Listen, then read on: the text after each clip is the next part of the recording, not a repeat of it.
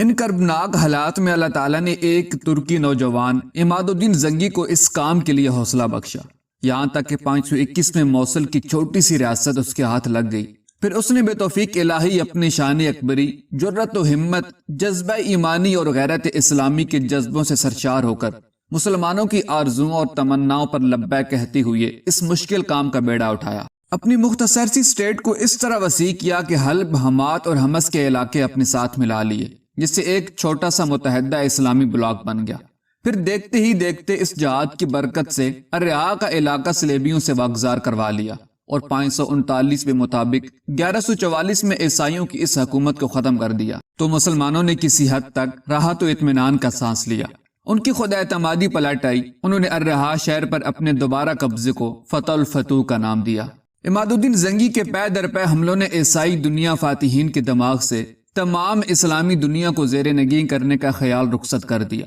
اور وہ فلسطین اور شام کی مقبوضات کے دفاع کو اپنی بڑی کامیابی سمجھنے لگے۔ تاہم عماد الدین زنگی رحمۃ اللہ علیہ نے ان کی یہ خام خیالی بھی دور کر دی اور حسن بحرین کے اہم مراکز ان کے قبضے سے آزاد کرا لیے۔ پھر وہ اس اسلامی بلاک کی توسیع میں مسلسل کوشاں رہا، اس نے اپنی جہادی یلغاروں کو جاری رکھا، یہاں تک کہ اس نے ان دخل انداز غاصب صلیبیوں کے ناپاک وجود کو ہلا کر رکھ دیا، اور بالآخر 541 میں جابر نامی قلعے کے محاصرے کے دوران امت مسلمہ کا یہ عظیم سپہ سالار اور مجاہد شہید کر دیا گیا۔ انا للہ و انا الیہ راجعون۔